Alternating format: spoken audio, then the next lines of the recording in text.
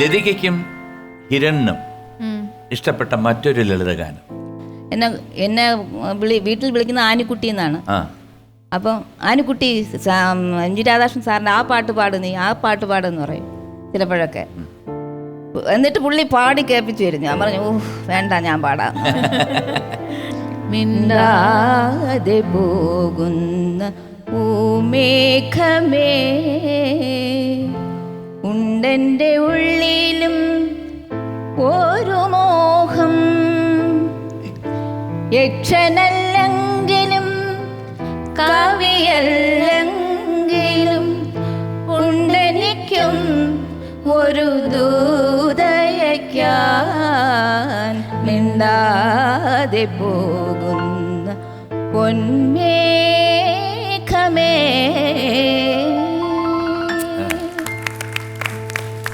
സത്യത്തില് ശരിക്കും really I miss my brother. അയ്യോ, കാരണം വേറൊന്നുമല്ല, അദ്ദേഹത്തിൻ്റെ പുറയിലിരുന്നാണ് ഞാൻ പഠിച്ചത്. അദ്ദേഹത്തിൻ്റെ പാഠങ്ങളാണ് ക്ലാസിക്കലിൽ ഞാൻ പാടുന്നത്.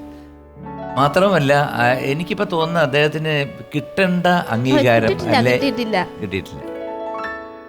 ഒരു സമയം സ്റ്റേറ്റ് അവാർഡ് കിട്ടേണ്ട ഒരു സമയമായപ്പോഴത്തേക്ക് ഞങ്ങളെല്ലാം പ്രതീക്ഷിച്ചു. അദ്ദേഹത്തിൻ്റെ കുറേ ഗാനങ്ങൾ ചെയ്തിട്ടുണ്ട്, പഴന്തമിഴ് പാട്ട്, അതുപോലെ തന്നെ അതിനൊക്കെ കിട്ടുമെന്ന് വിചാരിച്ചു. പക്ഷേ എന്തുകൊണ്ടോ അന്ന് അതിനെക്കാട്ടിൽ അത്ര ഗൗരവമില്ലാത്ത പാട്ടുകൾക്കാണ് അവാർഡ് കിട്ടിയത്. അപ്പം എന്തോ എല്ലാം തലയിലെഴുത്താണ് അല്ലേ. നമ്മൾ ചില പാട്ടുകളൊക്കെ അപൂർവമായിട്ടുള്ള കുറേ പാട്ടുകളൊന്നും ആരും പാടിയിട്ടില്ല. അത് ഞങ്ങൾ പഠിച്ചവർക്കേ അത് അറിയാവൂ. ഓർമ്മയില്ല. ഒരു ക്രിസ്തീയ പാട്ട് സാർ ചെയ്തിട്ടുണ്ട്. എൻ്റെ മനസ്സിൻ ഉൾക്കുടിൽ തേടി മിശിഹ വന്നല്ലോ, എനിക്കു നല്ലൊരു പാത തെളിക്കാൻ ഇടയൻ വന്നല്ലോ, ഇടയൻ വന്നല്ലോ. അല്ല, ഞാനിത് ആദ്യമായിട്ടാണ് കേൾക്കുന്നത് കേട്ടോ. അത് ചേട്ടൻ എപ്പോഴും എൻ്റെ അടുത്ത് പറയാറുള്ളത്, സംഗതി അല്ല വലുത്. ഇപ്പം സൂര്യകിരീടം പാടിക്കൊണ്ടിരുന്നപ്പോഴത്തേക്ക് ഞങ്ങൾ തമ്മിൽ വഴക്കുണ്ടായി അവിടെ വെച്ച്. അപ്പൊ ഞാൻ പാടിയത് സൂര്യകിരീടം വീണുടഞ്ഞു, എന്നെ വിളിച്ചിട്ടുണ്ടാ. ഈ സംഗതി ഇങ്ങനെ കിറുകിറാന്ന് പാടിയോണ്ട് യാതൊരു കാര്യമില്ല. നീ സംഗതിയിൽ ഭാവം കൊടുക്കാൻ പഠിക്കാൻ പറഞ്ഞു. നമ്മൾ സംഗതിയിൽ ഭാവവും അപ്പോഴെനിക്ക് പറഞ്ഞു തന്നു, സൂര്യകിരീടം വീണുടഞ്ഞു. സിമ്പിളാണ്, പാടി നോക്കുമ്പോഴേ അതിന്റെ ബുദ്ധിമുട്ടാണ്. വീണുടഞ്ഞു വീണുടഞ്ഞു എളുപ്പം പാടാം.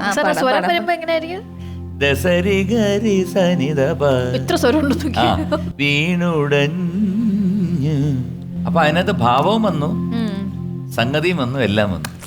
അതാണ് എം.ജി.ആർ. സ്റ്റാമ്പ്. അയ്യോ, എങ്ങനെയാണ് ഈ പ്രതിസന്ധികൾ തരണം ചെയ്യുന്ന രീതി? എങ്ങനെയാണ്?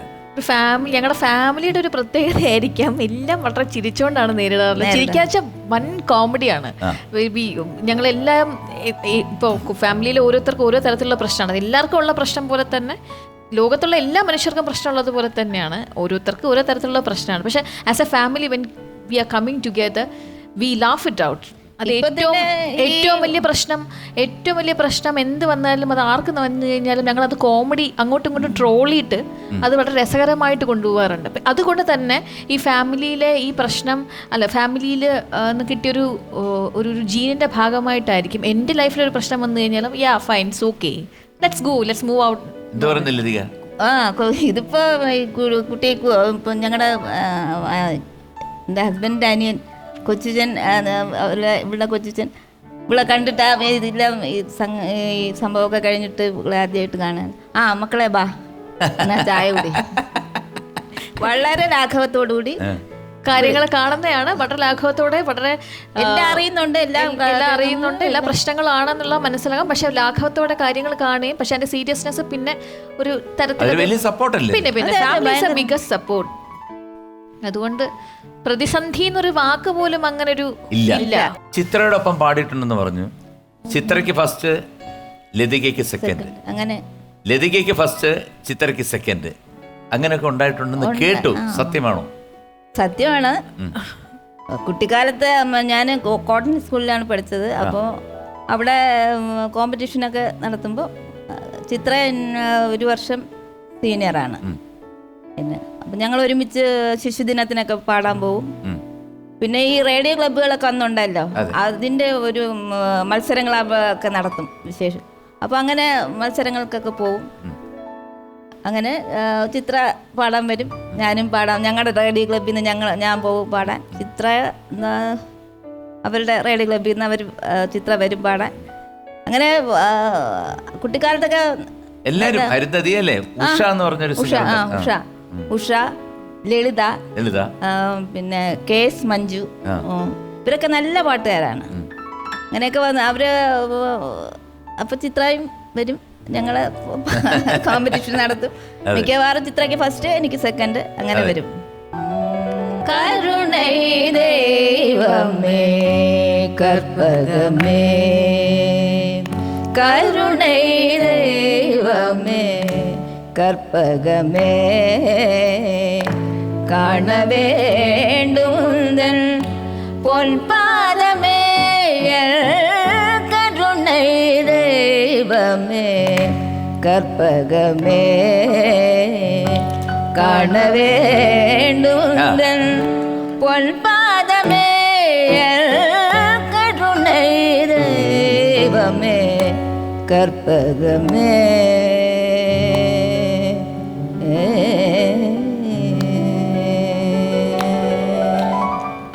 ഒരു തുണയാകയിൽ ഉള്ളത്തിലമർന്ന്,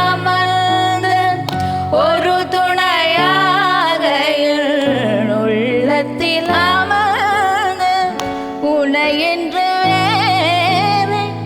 யாரோ எழுதாய், உனையின்று வேறே யாரோ எழுதாய், கருணை தெய்வமே கற்பகமே, காண வேண்டும் உந்தன் பொற்பாதமே, கருணை தெய்வமே கற்பகமே.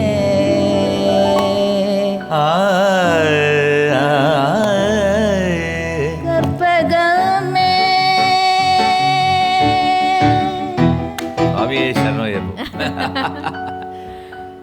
സോ ഇതിൽ ആരാണ് പുലി?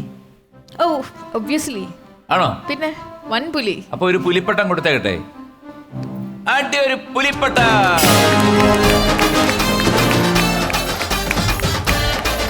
ഹിരണും ലതികയ്ക്കും ഒരുപാട് ഒരുപാട് ഒരുപാട് നന്ദി. ദൈവത്തിൻ്റെ എല്ലാ അനുഗ്രഹങ്ങളും ഉണ്ടാകട്ടെ. ഇനിയും എന്താണ്, ഒരുപാട് സംഗീത ലോകത്ത് ഒരുപാട് നല്ല നല്ല പാട്ടുകളും അതുപോലെ തന്നെ പല കീർത്തനങ്ങളും നിങ്ങൾക്ക് കമ്പോസ് ചെയ്ത് തന്നെ സംഭാവന ചെയ്യാൻ ഈശ്വരൻ അനുഗ്രഹിക്കട്ടെ. Thank you for coming in പറയാൻ നേടാം. Much much much pleasure sir. ഇത് ഇങ്ങനൊരു സ്പേസ് സാറിന് കൂടെ ഇങ്ങനെ ഇരുന്ന് സംസാരിക്കുക. പറഞ്ഞ ഉടനെ തന്നെ ഏറ്റവും മേജർ ഫാനാണ് ഞാൻ. ആര് പറഞ്ഞു കഴിഞ്ഞാൽ ഞാനാണ് ഏറ്റവും വലിയ ഫാൻ. ആ ഫാൻ ഒരു പാട്ട് ചോദിച്ച സമയത്ത് നിലാവിൻ്റെ നീലഭസ്മക്കുറിയടഞ്ഞേ എന്ന് പാടിത്തരാൻ അതൊരു ഭയങ്കര ഓണറാണ്.